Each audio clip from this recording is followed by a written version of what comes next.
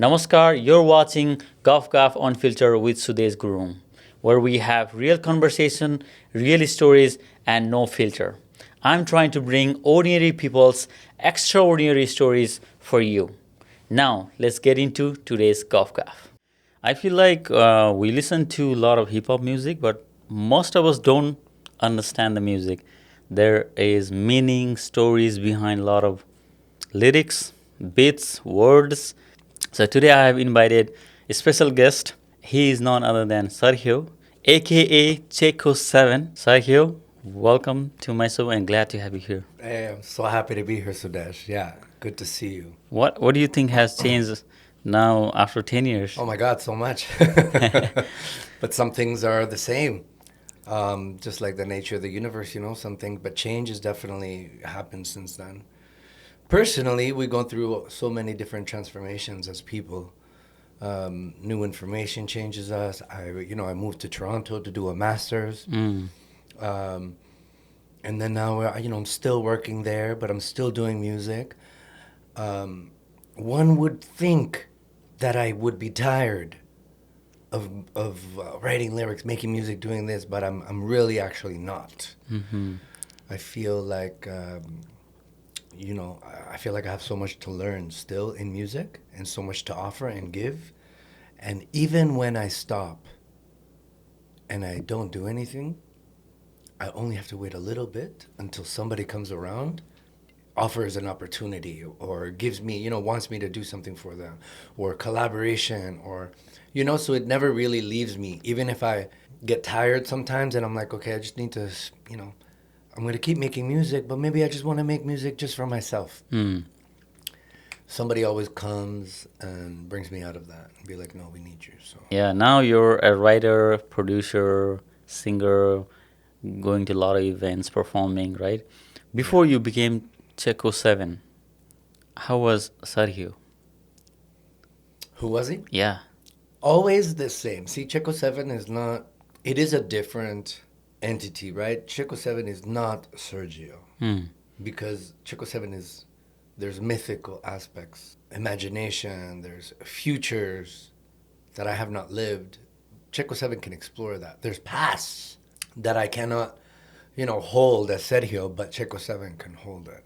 But I don't think Sergio was a totally different person. Everything lines up and builds its way up to me probably needing to create Cheko7 for certain things to be expressed Yeah. in a certain way, right? So I started rapping very young.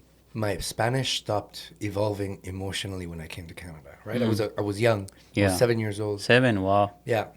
So very aware, very established, but the migration process was internalized. And my Spanish, because I had to learn English very fast. So my Spanish kind of stopped. And then English, I had to pick it up out of necessity, obviously. I learned without an accent. Mm. So that gave the impression to people like I had been here for a long time or like I was born here. Yeah. But I wasn't. In my inside, I was still kind of tripping out. Like, oh my God, everything is new. But because I talk this English without an accent, people assumed I was born here. I think somewhere between, trying to express myself in Spanish at home. And for those early years, my parents didn't encourage English speaking at home. They were protective. Right. They were in protective mode. Let's protect our culture. Let's protect our language because we don't want you to lose yourself. That was the idea, I'm assuming. So somewhere between that, there's a gap of expression. English is inadequate. It's not. It's a very technical, industrial, Right. language. Instructoral, like it instructs. Spanish has all these different words and expressions. I feel maybe because I was born there, that are very passionate, feeling based, right? But because I was stuck in this place, right, I think I gravitated towards poetry and writing raps because it broke the rules, right? To what English wanted me to be, to what the Spanish, that stunted growth or arrested development of my Spanish, it didn't evolve until later. In that gap, rapping was how I expressed emotions that I couldn't express in Spanish, and I couldn't do it in regular English. Yeah. Makes You know? sense. Yeah. So that's why I think I gravitated early towards, writing poetry, Mm. raps. I relate to your saying about the language. Even Nepali is pretty similar, where it's more emotional. And if I try to translate that in English, it becomes very, very normal. Where in Nepali it's so heavy word, Yeah, and then as soon as we translate in English, like yeah. so It simple. loses its weight. Yeah, yeah, Its yeah. weight a little bit. Yeah. Yeah. Okay. Okay. Cheko7. What is that? What does that mean? What's the meaning behind it? So Cheko7 is Cheko is my first nickname. In El Salvador Yeah. or in Central America, a lot of names have nicknames like associated to them. Francisco's I think are Pacos. In there, Sergios are called Checos. So when I was young, I would go to my grandma's village, and I had an aunt there, and she would call me Checo all the time. Checo, Checo. Yeah. Right? And then the 7 is because in the Maya 7 is interesting because when I was 7 years old, I came to Canada. Mm. I told myself when I was 7, this is the best year of my Yeah. life. I didn't realize that I was going through so much, but that's what I told myself. Yeah. And I said, it's going to be my lucky number because I was also born in the 7th month. So, it wasn't many years later, recently, not that recently, but somewhat recently, that I found a mentor in the Mayan science, Mayan cosmovision, Okay. right? Which is the understanding of the universe that we had before the Spaniards came to Central America. Okay. Yeah, we were a very advanced civilization. Mm. And in that tradition is the science of time and numbers. And everyone is given, it's called the Mayan cross. Okay? Right. Right. So everyone is given your main Nawal. The Mayan cosmovision runs in 20 Nawales and 13 numbers. And they go through cycles of 260 days. So everyone is born with your main Nawal, one of 20. Each Nawal has a universe inside of them of associations, Yeah. of understandings, characteristics. And we have a number, right, associated to, because it goes 1 to 13. So the way the numbers, it is said that the numbers are the more like a feminine qualities, and the Nawales are the masculine energy. That's neither here nor there. Everyone is born with a number. So me, I'm Ahmak. Ahmak is the Nawal, really interested in communicating with the past ancestors. Really inward focused. Yeah. Associated like with the darkest part of the night, or the vultures, or the tale of the three owls, or there's all these like Ahmak is very much honoring the past, the fallen, and very much a bridge between the underworld, the spiritual world, and the physical world. But the way the numbers go, they go 1. It's a pyramid of numbers, right? So it goes 1, 13 is on the other side, right? Yeah. Yeah. So if you do that, you go 1, 13, 2, 12, 3, 11. Eventually, 7 is at the top. Wow. Yeah. Yeah. Yeah. Right? So 7 has no kind of opposite. So the thing with 7s is the vantage point. You can see 7s tend to see all the different options, right? From Yeah. that vantage point, from the top of the pyramid. They tend to communicate from that kind of place. And obviously the challenges come with it too, right?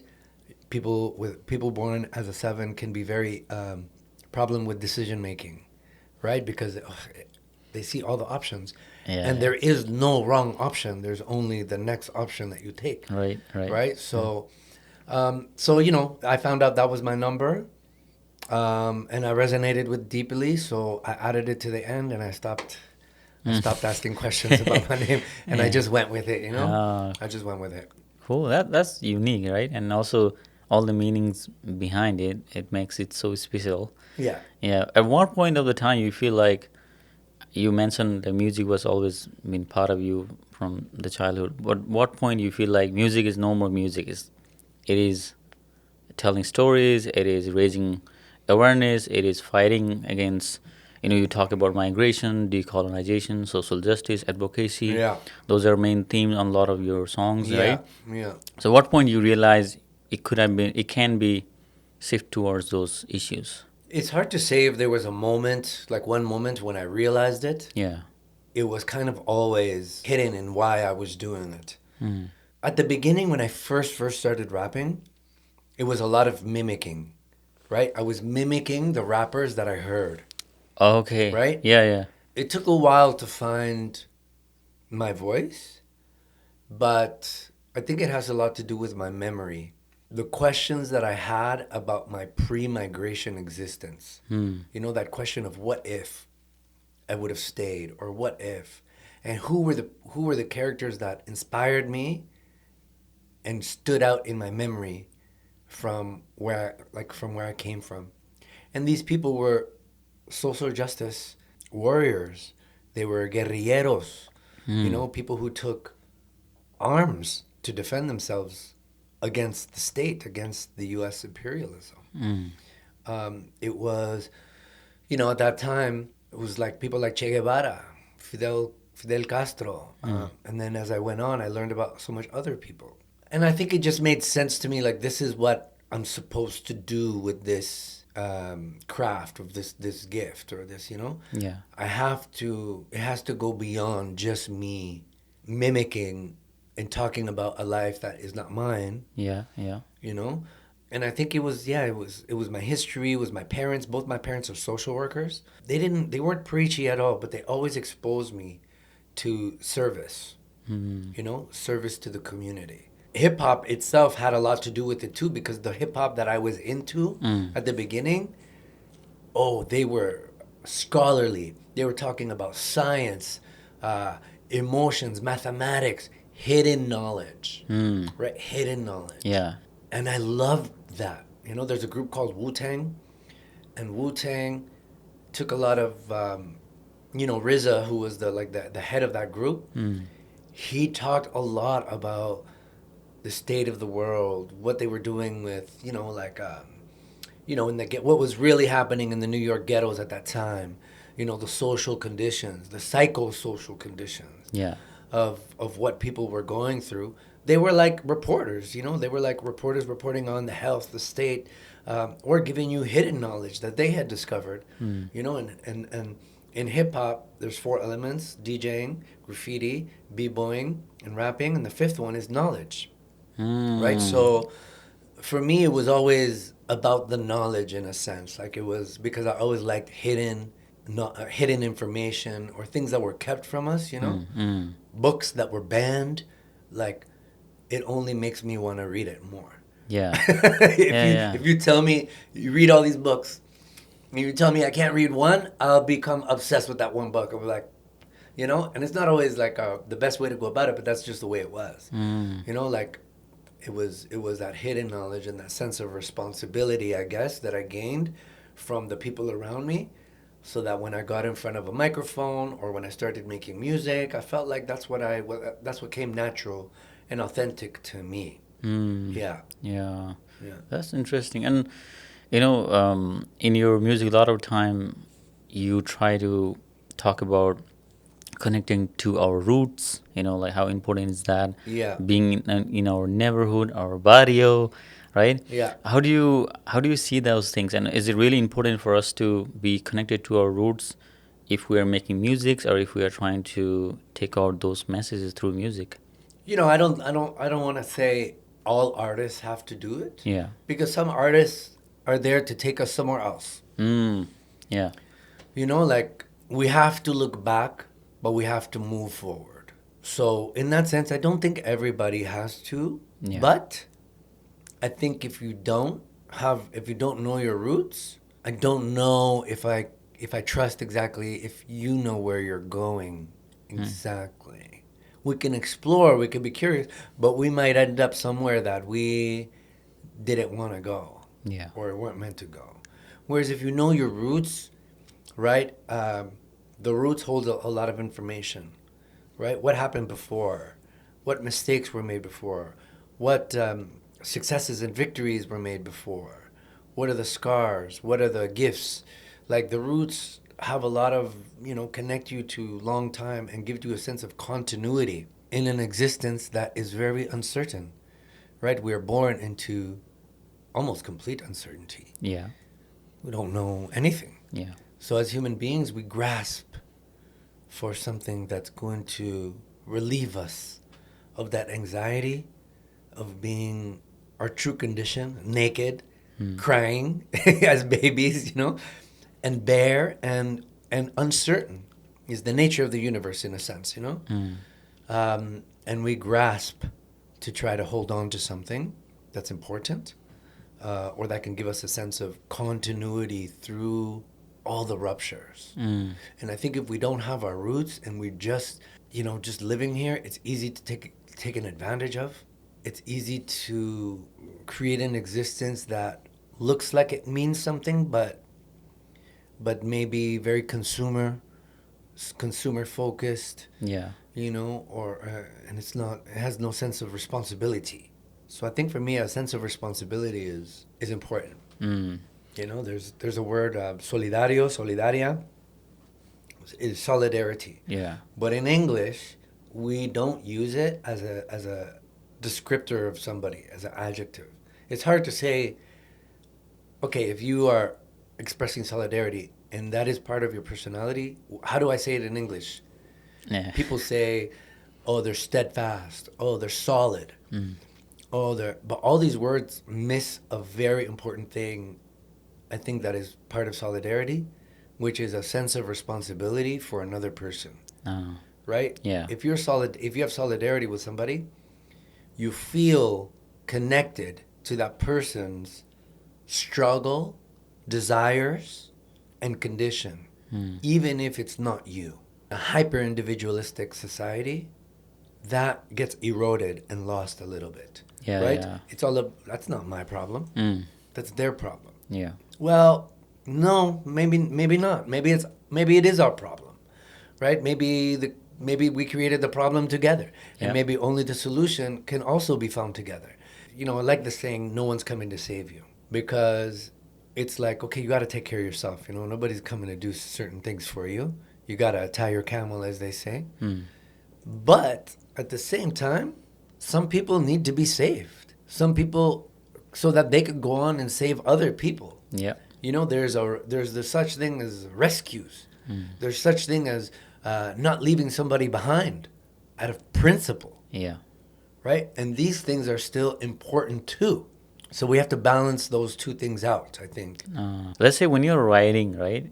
Do you think in Spanish first, or how do you think now? Because for me, I have to think Nepali and then I translate in English. Oh yeah? No, I think I'm long gone now. I came when I was 7, I think. I sometimes think in Spanish, maybe. Yeah. And I do feel like I make that switch in my head sometimes. It's kind of weird. Now that I think about it, I'm like, it's a very aggressive voice. The Spanish one, it's like whenever I have to get up, whenever I have to push myself to do something I don't want to do, Yeah. I'll hear the Spanish voice in my head. Maybe it's just my parents and my grandma's voice, Puta, Sergio, levantate, vamos. No, hombre, Sergio, dale duro, para de ser huevón. It's like a very aggressive, judgmental voice. Yeah. But in English is kind of like I've just had to survive and do it. So I think a lot in English. And when I write music, I've worked on breaking English, in so many ways. Yeah. That it's easier for me now to rap in English than it is in Spanish. But Spanish is never too far away. Okay. It's like right there. I may sound rusty, but put me around some Salvadorians and some Latinos for a couple of hours or somewhere else, and it's back. Yeah, it's back. And it's back. So, but English is just, it's the language that was easier to break and manipulate. And it's the language that I learned this craft in, right? This rapping, I learned the craft in English, so. Okay. But I do challenge myself to write songs in Spanish, and I do want to include it more, because it is a part of me. right? Yeah, yeah. Spanglish is really how we talk at home. Yeah. We switch from English to Spanish, like ping pong, back and forth all the time. So, yeah. Yeah, I really like the music that they try to integrate in different language as Yeah. well. That sounds really, really good to listen. If there's Yeah. Spanish, English, or any other language. French rap is amazing. yeah. I love listening to French rappers. Spanish rappers are. And the language dictates how you can move around the words, right? Because, for example, Spanish is very phonetic, right? It sounds the way it reads. There's not a lot of interpretation. Not like English. Yeah. Or not like French. French, the letters E, A, U make the sound O. What the hell? In Spanish, it would be E, A, U. E, A, U. Like... Yeah. I think the language determines the shape of the rap form, in a sense.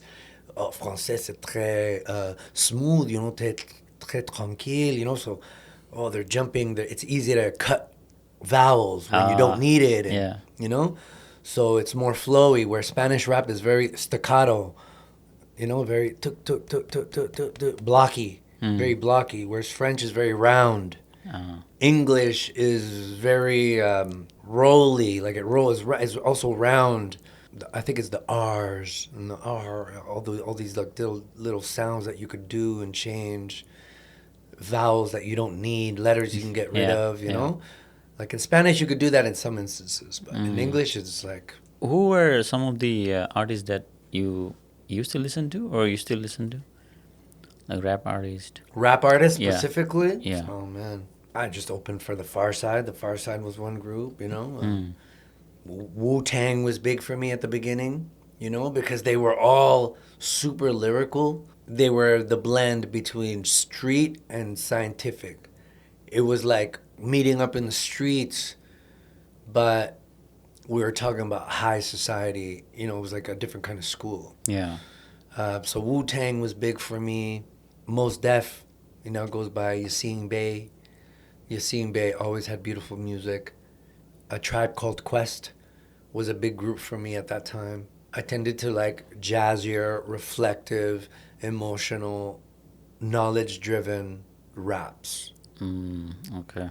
That were street at the same time. Yeah. That were like kept it, authentic to where people were coming from, and didn't feel preachy. I don't want you to preach to me. Right. Right?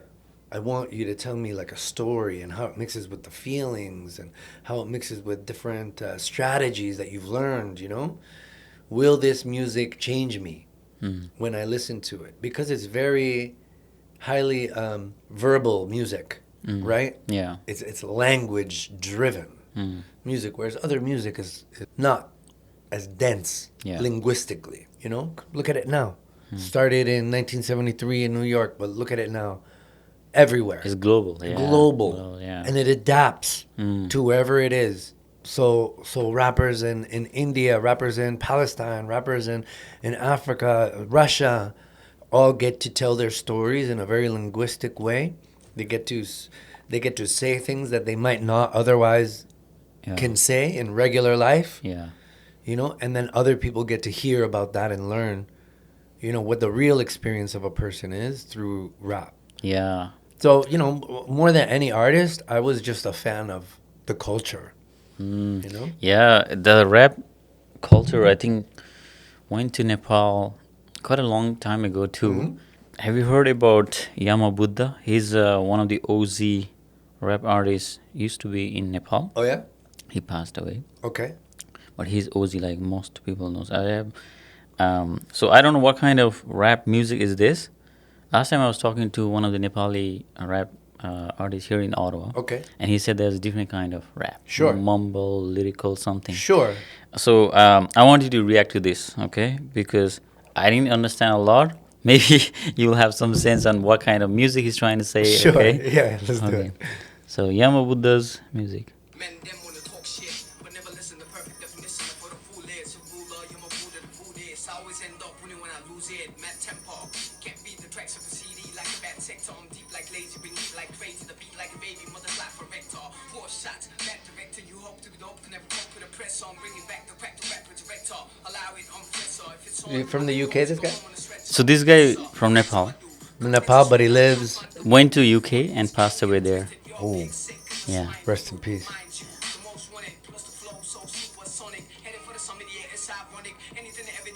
He's good. I mean, I like it. Yeah?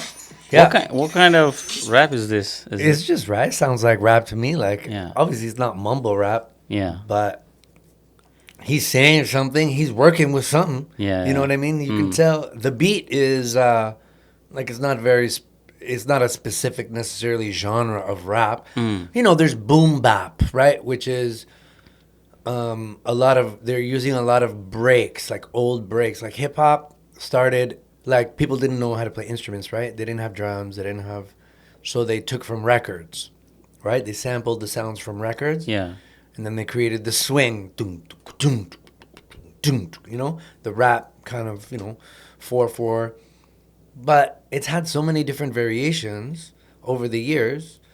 That one is but the one thing is the same. The snare is gonna hit on the 2 and the 4 every single time. No matter what you do with the kicks on the 1 and 2, you start 1 2, 1 2 2. The snare is gonna hit. You could take away the kicks if you want to and just have the snare. On that song is gonna land every time. Every time. Yeah. So it's still just hip hop. Okay. And the way he's rhyming, I mean, he's about it. You could tell that he is meticulous about his words and he cares about what he's saying, right? Yeah. He has conviction in his voice, right? That he cares about what he's saying. So that just sounded to me like it's good hip hop. Yeah, it's not trap or anything like that. No. Yeah, he's one of the OZ. Like he bring the revolution in Nepali music, where like there's a place for hip hop too in Nepal. Yeah. There's so many music in Nepali where he's pretty famous. Really? Yeah, he had only couple English. He's a pioneer. What's his name? Yama Buddha. Yama Buddha. Yeah. Rest so in peace Buddha, to Yama Buddha like Buddha. Yeah. And Yama in front. Yeah, he's the OZ. Yama means in front? Yeah, Yama Buddha. Yama means in it could be like god of death. Okay. Yama could be god of death and Okay. Buddha. Yeah. And so he moved to the UK Yeah. and he was able to go back Yeah. Nepal? Yeah, back and forth. back and forth. Yeah, But he ended up passing away in the UK. Yeah. Yeah. He's one of the OZ. And after that there's so many rapper came. I want to show you another one. This guy is called Unique Poet. Okay. He's really good on English. He does in Nepali too. Okay. And with this one, freestyle like rapping, and he tried to bring some kind of like message, right? And I talked to a lot of people, and they don't understand what he's trying to say. Okay. With the word maybe is in English. So again, I want you to react to this as well. Yeah, okay. Let's listen. UNIQ, OMG, let's go. Welcome to the land where circumstances raping us up. Dealing with stress, my mans and them be taking apart. You're a youth and you're fucked in the butt like a whore. But the truth is that I don't give a fuck anymore. I got a dream and a voice, a reason, a choice. Freedom of the people gets the evil demon annoyed. Believe in you and me and we can bring the peace and the joy. So I refuse to further fall down deep in this void of political bullshit. The drama that they brought and we were dragged into it helpless. And they thought that they could just use us as pawns or puppets. Fuck the system, I was born above it. I'm the son of God, raised an army by myself. And we fight for education, employment, and public health. Ain't talking about violence, I'm talking about the mindset.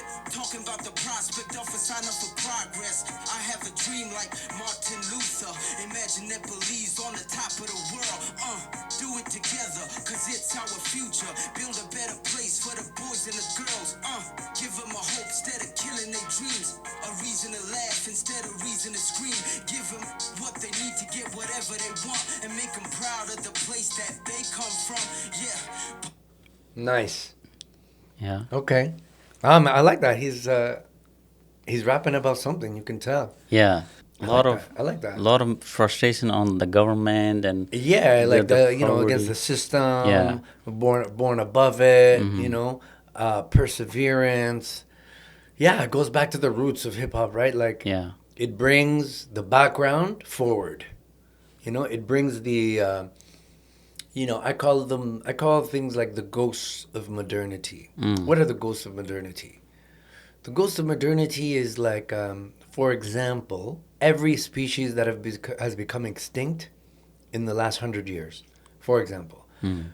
They are not, like, the reason why they're gone still exists. Therefore, their loss and their absence and their presence is still here, but not in a material fashion, Yeah. right? And I like that. So he's bringing his people and his plight and his neighborhood or whatever. He's bringing what people tend to forget is happening, and he's forcing us. Yeah. Because he's saying it aggressively too, you know? Yeah. He's forcing us to take a look at it. And that's why I love hip hop, because it brings the background, the shady areas, the dark areas into the light. And not only into the light, right into your head, right in your face. Yeah. You know, because hip hop is also aggressive. You know, even the soft songs have a little bit of grit to them, right? So he was able to take that hip hop energy, the formula, and apply it to his reality that he was living. Yeah. You know, and with a little bit of shock. That butt line was crazy at the beginning. I was like, whoa. You know, and sometimes language can do that. You know, it can shock you. Be like, whoa, like that was crazy. But what else is he saying? You know, what else? Let's keep going. Yeah. So I don't mean to point out that one line, but it's like, because he said a lot of other great things. But I could tell you his conviction, like you said, and if you mean what you say, you know, and you say it like you mean it, then it's easier for me to listen. Yeah. Yeah. In other way, it could have sound preachy, right? If he was saying same thing like in different kind of music, it's like he's trying to, you know, talk against the government or stuff like that. But with that tone and this rap, like it sounds like, okay, yes. After listening to this, I'm like, yeah, this guy's like bang on. Yeah, that's how I feel. Yeah. Yeah. Yeah, you got to think about it. I think about what the people in New York City were going through at that time. You know, when they needed to create this music to survive and evolve. Yeah. I can imagine, you know, living in poverty is difficult, right? I know, we come from different places where we dealt with that. But living in poverty is a very stressful thing. Yeah. Right? It weighs on the body. It weighs on your mind. It comes with violence, trauma, you know, all these things, addictions. So dealing with that can depress people. So if you want to get a guy to, you know, lift their hands, get up, feel good about themselves, go out and get it, you can't talk to them like, hey, look, I think today might be the day that you're gonna get up and go and get it. Yeah. You're gonna chase your dreams. This person is depressed. They're living in poverty. They're running out of hope. No, you're gonna get up and you're gonna do it because you deserve it. You deserve it to do it for yourself. Let's go. Put your hands up. Okay. Yeah. Okay. Right? So it comes with that energy, I think, and I think maybe it has to do with, you know, what hip hop was trying to lift people out of, lift their spirits, give them a sense of pride. Yeah. In a society that had classically characterized them as a problem, or you know. Yeah, and recently, Nepal went to like a revolution. They actually like the Gen Z. They had a protest. Yes. They overthrew the government, right? And that time, one music was trending. That was a rap music. Trending when the Wow, I'm not surprised. Yeah, everything was happening. There was one music for the revolution. Yeah. There was one rapper called Balin. Now he's running for prime minister. No, he isn't. He's running for prime minister. The rapper? Yes. That's incredible. What? What? Rapper turned into mayor of the capital. Yeah. He served for 4 years, and he had a song. He was always against the government, like writing about those social justice. His song was trending during the protest. Yeah. Then all the Gen Zs were like, we want you as a prime minister. No. Yes. So I think next month somewhere the election is happening, and that guy is running for prime minister. That's incredible. A rapper. He's only in 30s. It's revolutionary. It's revolutionary music. Yeah. Me, I relate to that part of hip hop. You know, it's like, to me, it was music that matched where I had come from. Right? I was born in the midst of a civil war, in a sense, you know. So even though I wasn't in the mountains with the guerrillas, I had family members. We saw it happening. We knew it was happening. We had moments of where, well, this is definitely a war. You know, there's definitely something happening. So when I came to Canada, you know, I think my nervous system and my body was looking for something to match that intensity, you know? The intensity of things that I had internalized as a kid because I was young. But I, you know, like you can't process the same things as an adult, as a kid, as you do as an adult. Right. You internalize them a little bit and they go through a different process. So I think I needed something at that time to match the intensity of what I knew life was like, you know? And it wasn't the tranquil Canadian empty streets. Yeah. Right? Yeah. It was people like moving together, putting their bodies on the line in a certain direction. Like, what is the soundtrack to that? It's got to be fast. It's got to be aggressive. It's got to be thoughtful. And yeah, so I think maybe that was my body was just like, oh, this music matches. Oh, I know this energy. Yeah. You know, because why I was in grade 5 or 6. I was still in elementary school when I was listening to Wu-Tang. You know, my parents went nuts for years. They blamed everything on hip hop. You know, all my problems on hip hop, all the things that I went through as a youth here in Canada. But for me, it sounded really familiar. Where did I'd never heard that music before, though. Why did it sound familiar to me? Yeah. I think it was the emotional intensity. Yeah. I can't believe this story about this guy. Yeah, it's going, yeah. Wow. So how's that going after this revolution? I mean, that happened like 4 months ago? October, I think, yeah. Yeah. And then after that, the interim government came for 6 months, and their job is just to host another election. Right. So the Gen Z protest happened when it was happening all over the country, world, right? Like Indonesia, Bangladesh, all those countries were having Gen Z revolution. Nepal picked it up, and you know, they were those songs were popular, and the symbol was from One Piece. What's that? The anime. That's some Gen Z shit. Yeah, that's it. I want to show you that. The Kamehameha Revolution. One Piece sign. So this sign was. Okay. This was popular. Yeah, during the revolution. Yeah, and I was like, why is this photo? And I asked my brother and all these Gen Zs. They were like, this is from an anime, One Piece, and there's a pirates who goes with this. This is their flag. Yeah. They go to different places, island where there's a corruption happening, and they fight against that corruption. Wow. Yeah. Yeah. So they took that on. Yeah. Oh, wow. Amazing. And the music with the sign, everything connected. Yeah. The kids, like this youth has done. So what happened to the old guard? What happened to the older politicians? Or during that time they flew the country. The ones in charge, at least.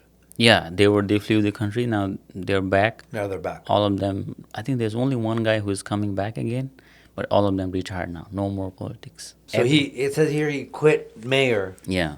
To run for the Prime Minister. Yeah. For PM. Yeah. He doesn't make music anymore.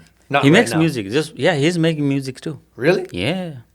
And has his music changed a little bit from before he was mayor to after when he was Even mayor? after when he was mayor, he was still challenging the government. Because mayor is just for one city, right? Yeah, exactly. And he was still challenging the government with the music. Yeah. Yeah. And then that's why I've been talking about the language, right? So he does in Nepali. Yeah. So it connects to everyone. Yeah.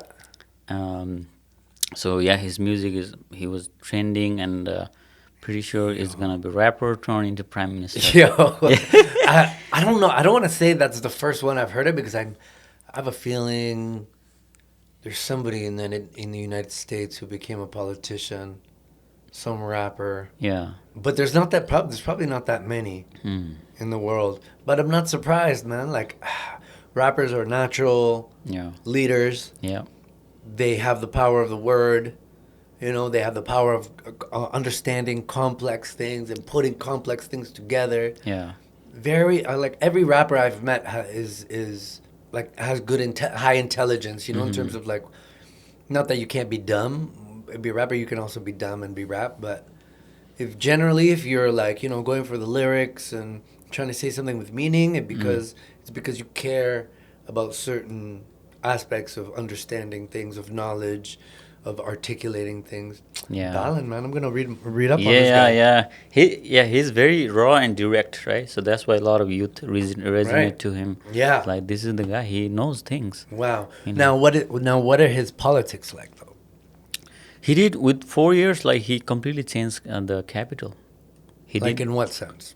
like Because you know, I come from a country where there's a guy there who everybody supports, all the young people support, yeah. and the same narrative. You know, he was mayor. He wasn't a rapper though, but now he's president. Okay. But I think he's full of shit, Okay. right? Yeah. Like, excuse But my this guy language. this guy different.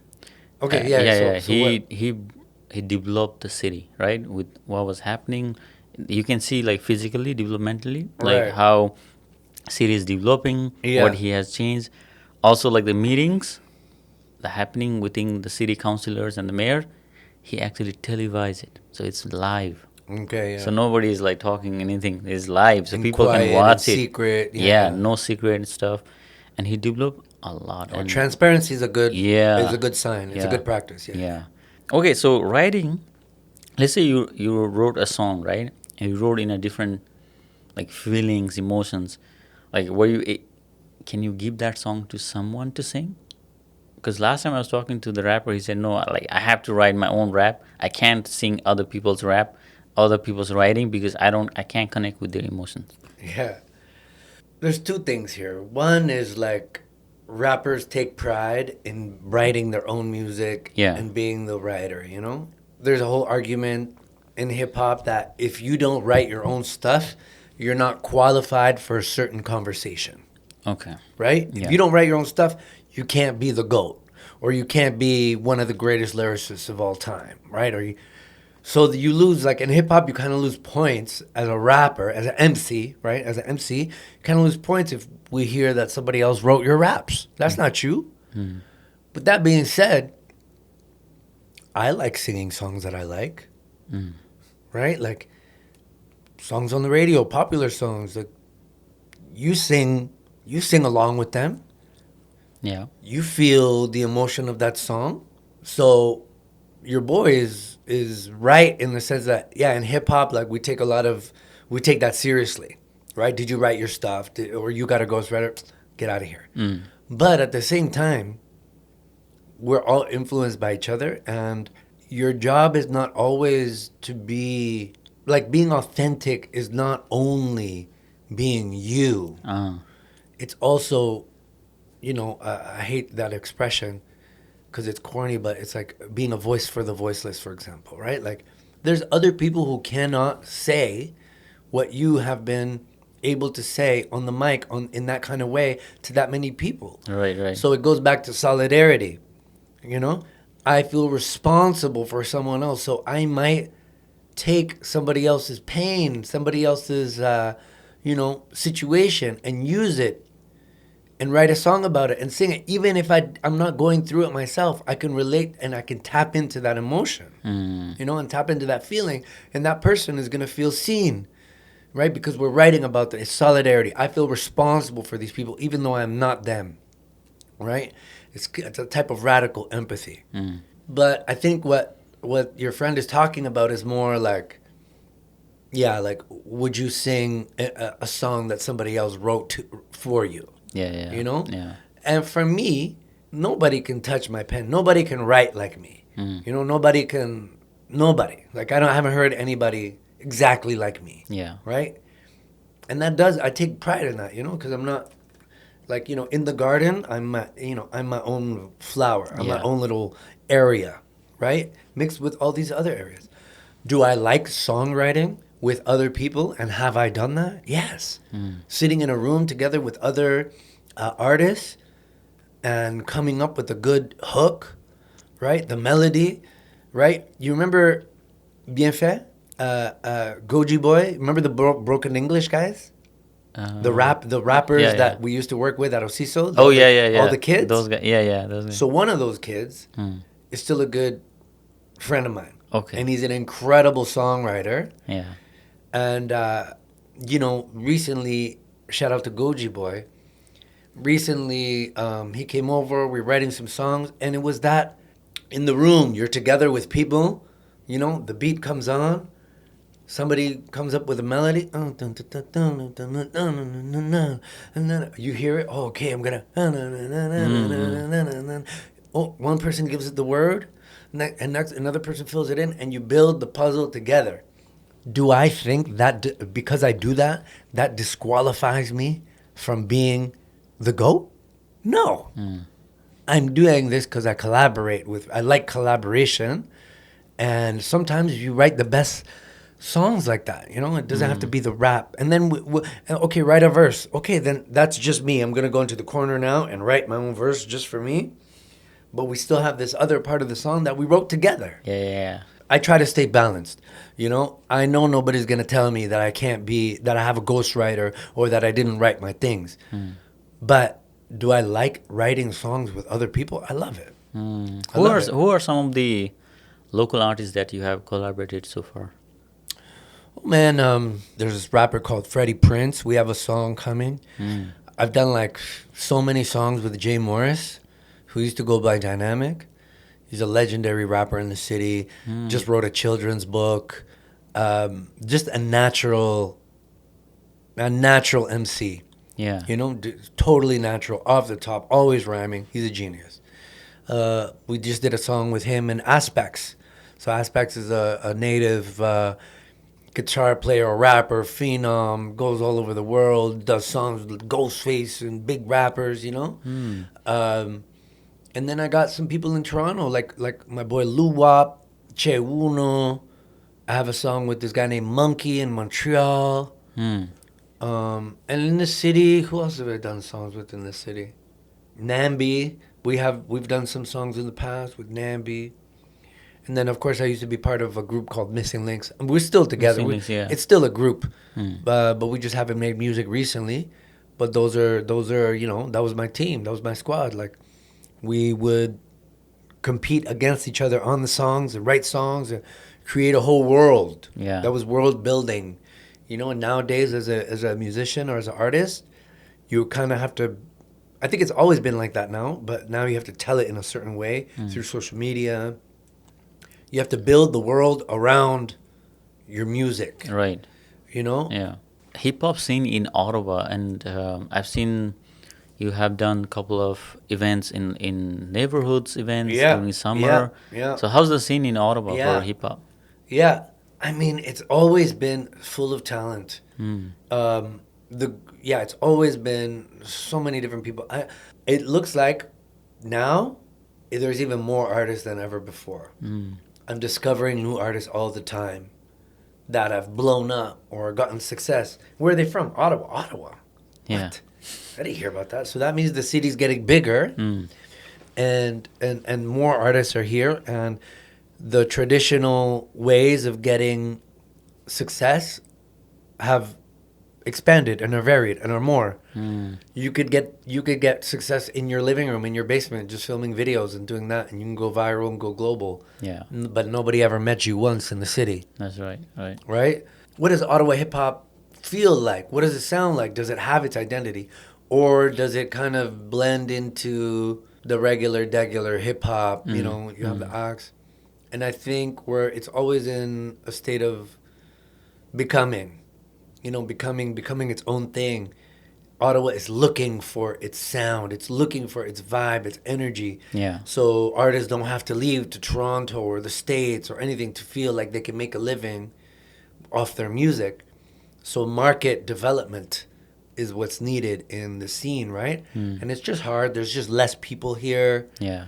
People, Ottawa loves to satisfy the biggest complainer or the first complainer, right? Yeah. You can have 100 people having the time of their life. And the one person who's going to be like, turn it down, it's too loud, I can't sleep. They're going to turn it down for that one person.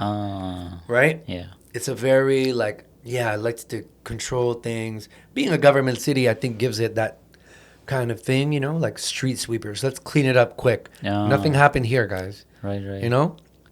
Very civil. Even the way people dress here. Yeah. Right? Yeah. Like sometimes I dress the way I want to dress, funky, you know, funky colors or whatever, my Mayan colors or whatever, and this is regular. Yeah. This is Tuesday night, Tuesday morning. And, you know, people will look at you like, oh, my God, like, look at this guy. Whereas in other cities, you know, Montreal, for example, you walk around in Montreal, you see the craziest styles. Yeah. You know what I mean? And nobody cares. Nobody bats an eye. You know, it is what it is. You can appreciate it. So Ottawa needs more, you know, like bold people, bold places where people feel safe maybe, so that they could take bigger risks creatively. And I think that's part of it, right? Like what makes a scene safe for artists to experiment? I think that's a question that the city needs to ask itself. Yeah, makes sense. And what else you have seen differences in other cities like Toronto, Montreal, and Ottawa in music scenes? You know, I will say this about Ottawa: it's friendly. You're always gonna have people who, you know, act too cool. Yeah. But in general, compared to Toronto, right, I find Toronto incredibly pretentious, right? Oh, like the first couple of years that I was in Toronto, I'd walk around. I was very enthusiastic, you know. Yo, check it out. I'm a rapper. I just moved here from Ottawa. I make beats. I produce. I mix. I throw events. Like, boom, boom, let's go. And people, like, I found some people didn't like my eager energy maybe because they didn't know me. Yeah. Right? Yeah. They're like, who's this guy? And I'm like, very quickly, I'm like, nobody gives a shit here what I did in Ottawa. Nobody cares. So let me find another approach because here it's all about who you know, how cool, you know, it's very like, yeah, like I said, pretentious, cliquey. And shout out to Toronto. I love Toronto. There are a lot of great opportunities. I found a community there that I would have never found in Ottawa. Okay. You know, based on, you know, numbers and the amount of Central Americans or Latin Americans there.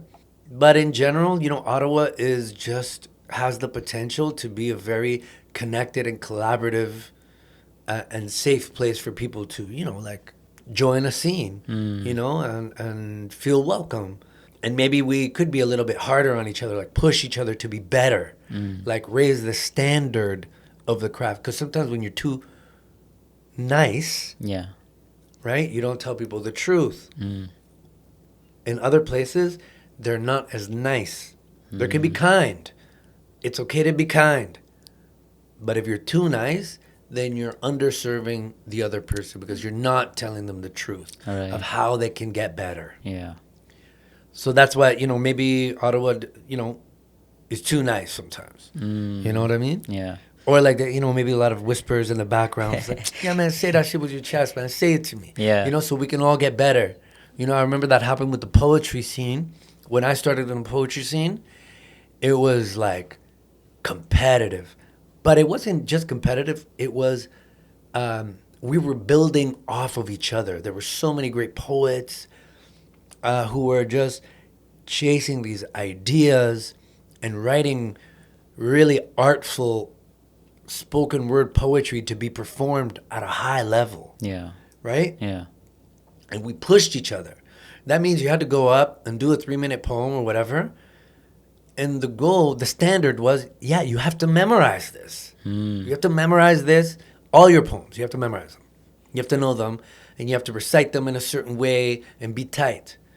Over time, the scene got, I think, too reflexive on people's sensitivities, you know, and too nice, too focused on like rewarding shock.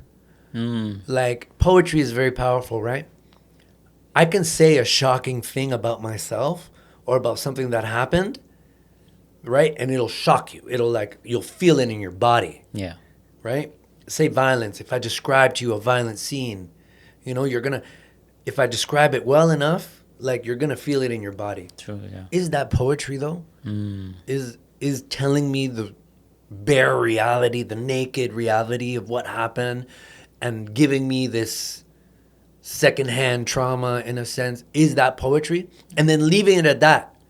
Like you don't even give me anything at the end that I can be like, oh, okay, there's hope at the end of the tunnel. Right. You know, you're just like telling me these, you're just being so raw with language. Is that poetry? And then I noticed that people stopped memorizing their poetry and everybody's reading and on their phones. Where were the people? And maybe that's the OG's fault too. Maybe that's on us. We weren't like, guys, like memorize that poem, you know, feel it in your body because there's something you're missing there, right? Because the poem transforms when you go on the page. It's one thing. When it goes in your head, it changes. Right. Then it gets to your tongue. It changes again. And then it goes into your body. That means you know the poem. You could say the poem hanging upside down, you know, above a pool full of sharks, and you could still remember, you know. Then the poem changes again. Your relationship with that poem changes. The way you say that poem and connect with people, because you're throwing spirit when you're doing poetry. So the way that listener is going to get it, the way the listener is going to receive the poem is going to be different if you memorize it, if it's in your body.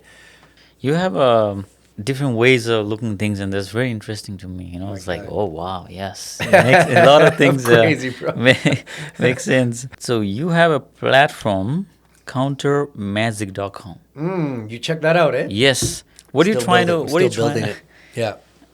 do with that? Well, to me, it's like this. Countermagic is like the one place where you can come find the things that I do.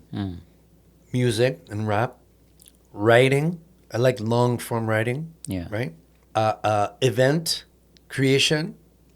Right? Okay. And just my general ideas, you know, what I want to offer. The reason it's called Countermagic is because there's this book. It's like, it talks about how big capitalism has become in the world and how people at the bottom of the hierarchy of capitalism, right? The weight that falls on them is so big. The force of capitalism is so big that people have to use mythical language to actually explain the truth of their condition. Because using regular language, you can't see it all. It's like impossible to see it all at once, right? Yeah. And the idea is that capitalism involves a type of magic, right? It transforms things into something else, right? Yeah. The forest ceases to become a living organism that we depend on and are interdependent on, right? With all its independent characters and plants and trees and animals and forming the ecosystem, the beauty of it, the cycle of it. Capitalism transforms that into what it can extract. What kind of tree is that? What kind of wood does that give? What kind of soil is that? What's under the soil? What minerals are there? What can we use those minerals for? Everything becomes a category, right? A value. The value of things is changed. And the way it's done is very much, there's no truth to it. Yeah. It's very much a fantasy. It's very much an act of magic. You know, like somebody going over like this over your eyes and be like, and now things are just exchange value or use value. Yeah. You know, things, they take the magic out of it, but it is in itself magic. You know, and in a sense, capitalism, the way I see it, is like a spell that was cast. You know, you think about money, right? Like the money has a spell on the world. Money has no value, no real value, right? There's nothing in money that is, actually a value. We've given it value, you know? And these are radical acts of magic. So counter magic is me being like, we got to fight back with our own magic.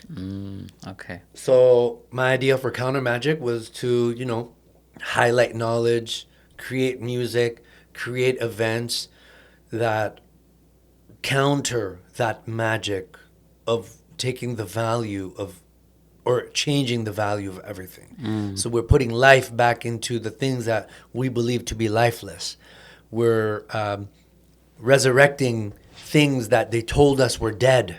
Yeah. You know, Yeah. we're remembering those who lost their lives to capitalism.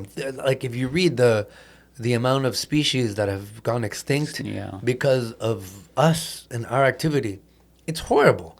You know, these are living, beautiful creatures, species. You know, that with their own knowledge, who knows what they know, what they feel like, and they're just disappearing because we want what's under the forest. We want what's outside of. We Yeah. want, you know, or we want something that's in that creature, or for our own game. This is very selfish, you know, human-centric Yeah. way of looking at the world, and I think it's leading us to a very dark future, unfortunately, one that I don't think we're able to turn back fully from anymore. Something that we'll have to go through to get to that next place. I feel like with your music, you're also trying to question a lot of those things like capitalism, migration, right? Decolonization, stuff Yeah. like that. For me, when I'm listening to your music, like whether it's an Instagram or a YouTube channel, like I have to listen a couple of times to understand one sentence because it's so deep, you know. Yeah. I have a couple of things. I want your clarification. What do you mean by that? Okay. Peace is not freedom. Don't get it confused. Yeah, I think peace can't exist if people are not free. You know, if they're like, so we confuse the civility of peace with the dignity of freedom. You know, peace can look very civil, right? Very calm, but you could be at peace in a cage.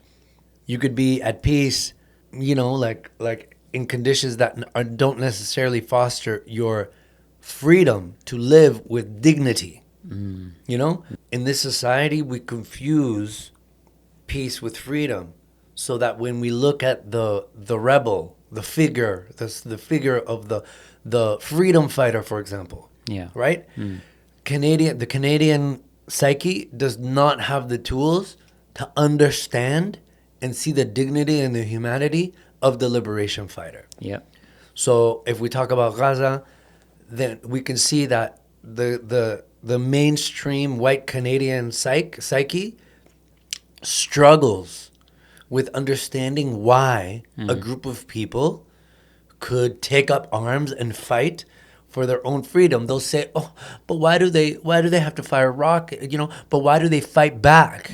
Why don't they just stay peaceful?" Yeah. And nothing will stay peaceful in a condition and a state that is against my very humanity, against my what it means to be human. You know, like it's not peace. Like or it is peace, but it's not freedom.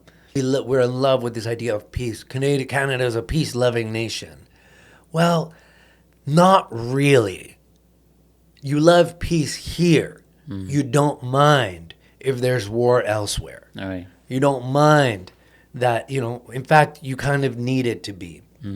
I think sometimes I play with the idea that my migration is a myth because I was extracted.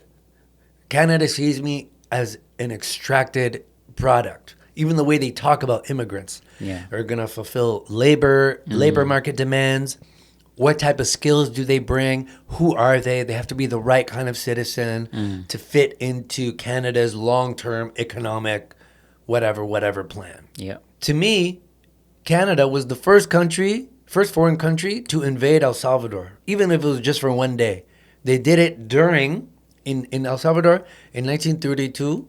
We had what was called La Matanza, the culling or the killing. You know, that's where we had a crazy president. He was nuts.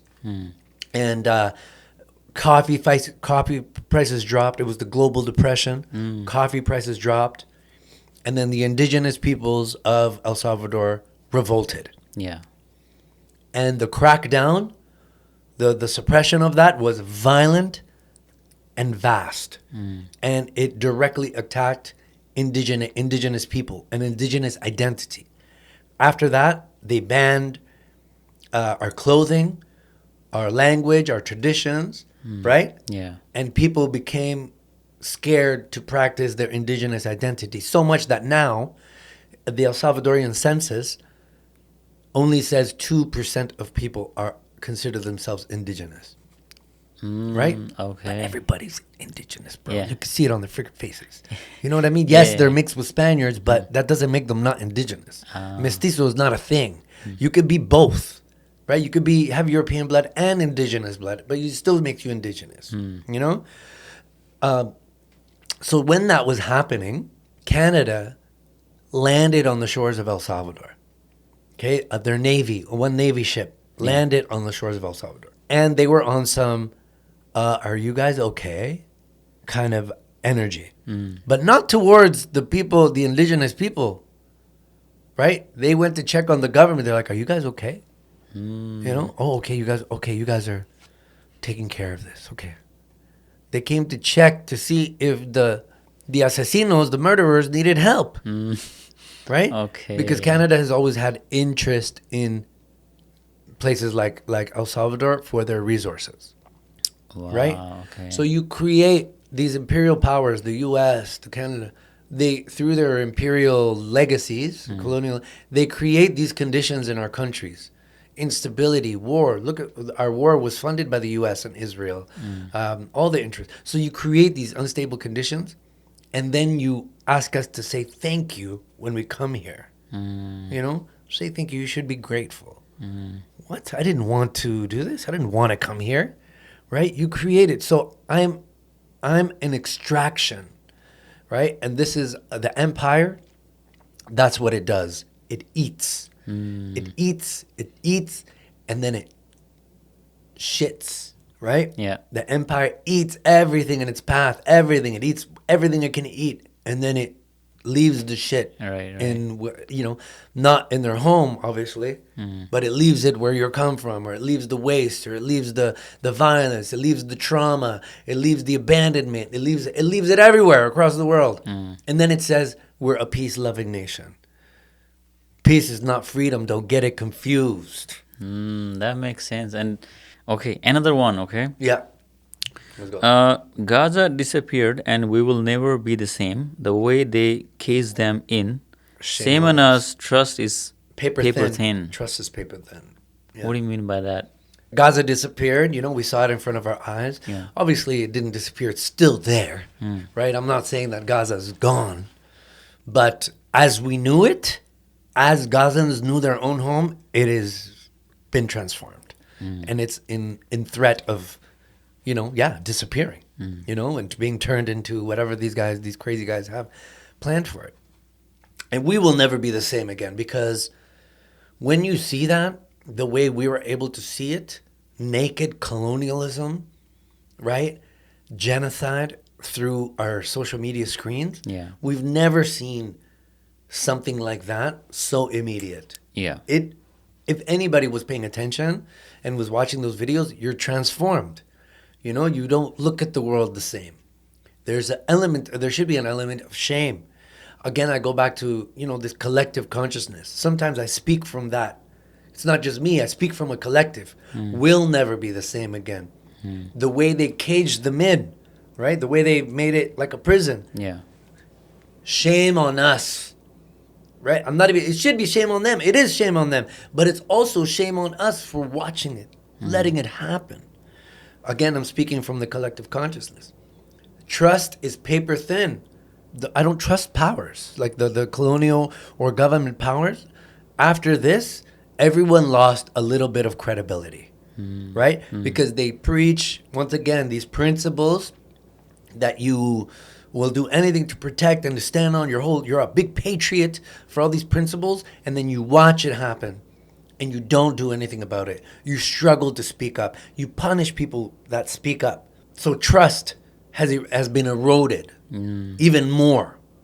It's now so thin, you know what I mean, that a tear could break through that piece of paper. Yeah. And trust is broken. Great. Yeah, there's a lot of things that go into the lines, man. Yes, Even yes. just one line. Like, Exactly. now that you ask me these questions, I'm like, oh, man, I did things. Oh, yeah, yes. we do. Yeah. Okay. All right. So let's say if someone just checks your YouTube channel or attends one of your event, what do you want people to feel by listening to your music? I want them to feel, one is a selfish thing. One is like, I want them to feel pain and the effort that went into every line. That I hold every line, every word is sacred. I'm not pure like that. I'm not precious. I don't care if we say bad words. I don't care if we say, but every word still matters and how it connects to the other. So I want them to think, hey, this person, put a lot into what they're saying. Altruistic reason would be that if anybody in this room leaves with a higher, something that raises their consciousness to becoming more aware, to becoming more empathetic, to becoming more understanding, I did what I could. I want them to learn something or feel seen in some way, something that helps them, build up their consciousness, and become more aware. I think that's the best, that's the question I need to keep asking myself. Yeah.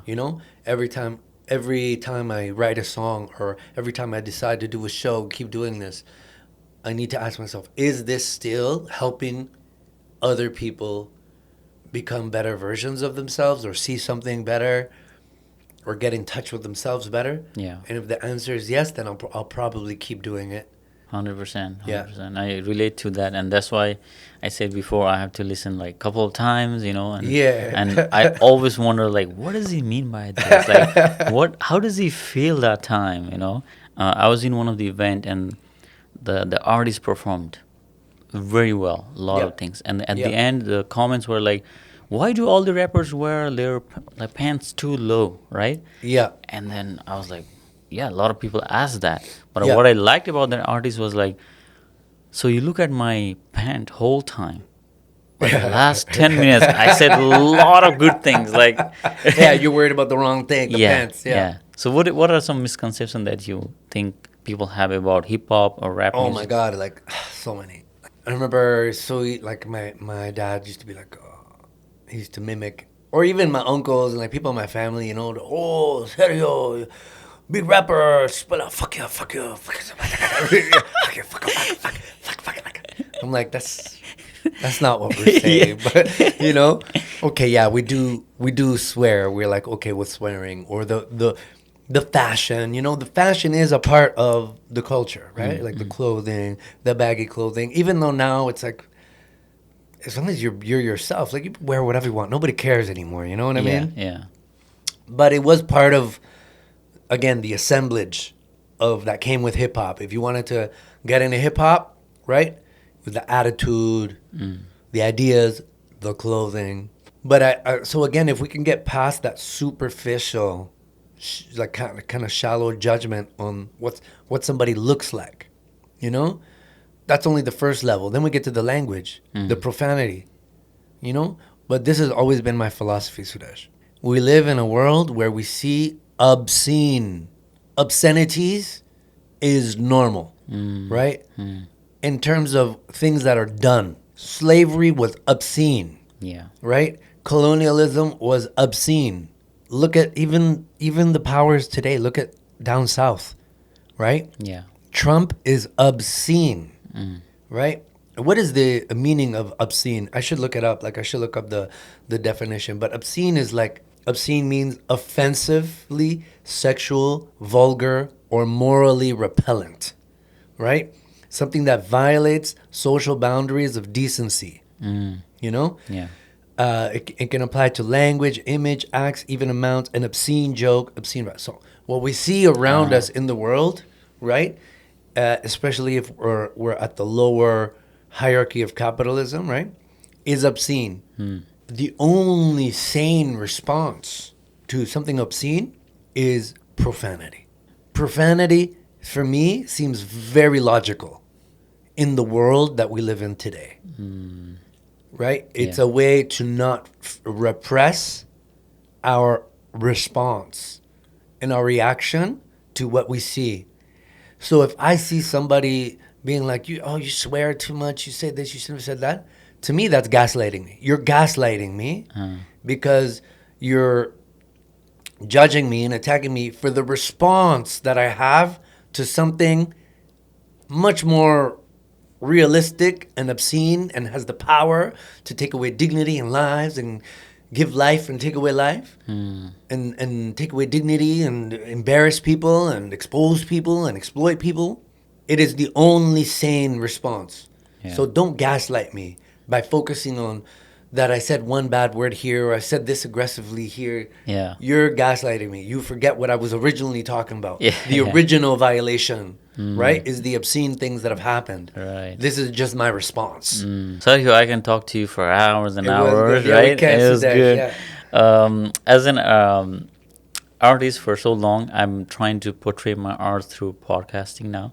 Yeah. If you That's can give me beautiful. some advice, what advice you would give me as an artist? Oh, you're doing so good, man. Like you already take it seriously enough that you have a beautiful setup here, right? Even if I look tired, I'm gonna look great. Yeah. You know what I mean? Like, I'm gonna sound great. So you've already done a lot to do it. I think as you go, the path is made by walking, right? Maybe it's an unknown path that you're taking here.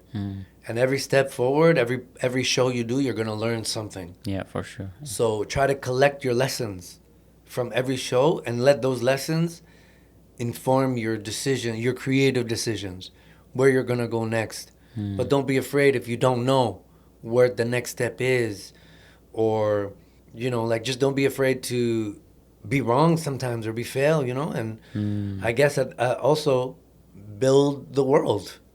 What is the world around Sudesh, around Guff-Gaaf? You know what I mean? Like the paintings on the walls, your Nepalese background, your roots, the type of things that you like to talk about. All that will begin giving you a new picture. You'll create something new out of all those things, and you got to honor whatever that is. Trust your vision. Trust yourself. I think you have a naturally curious mind. Yeah. And I think you should lean into that curiosity because it's given me space here to communicate things that other people might not get a chance to hear from me. Right. Like that, when they're just getting the music or, I'm not going to sit there and talk for this long on my social media, but maybe I should. Now that you're telling me, but I think just stay true to your vision and let the lessons that you learn as you walk and make the path inform your creativity and go with what works and what feels good. Yeah. And be strategic when you can, of course. Okay. You got to have a plan. You got to be, have a framework maybe, and stick to your heart. Yeah, so many wonderful stories out there. Are there any guest recommendation that you have for me in Ottawa? Wow, guest recommendations. Yeah, drop some names. I'll tag them. Oh man, there's some people I don't even know their names that I'm trying to find. Yeah. Apparently, there's some people in the government that are tasked with very specific things. A guy named Patrick McCormick, who founded Cranium Arts Project, which is an organization that helps build up capacity building in the music industry in Ottawa. Yeah, okay. So they do not only a festival kind of concerts, but they do industry activation events. They invite other industry members and come and exchange information from other cities, and we bring them all together to build the capacity in the city. Okay. And he himself is a one of the original rappers of the city. He knows a lot of history, very articulate, very smart. I love Patrick McCormick. Patrick McCormick would be great on here. Jay Morris, he just wrote a children's book. Jamal Rogers from Missing Links. Yeah. Just Jamal is fascinating. And he was the poet laureate of Ottawa, right? There's also Quende, who goes by DJ Memetic, who's been a cultural arts worker for many years in the city.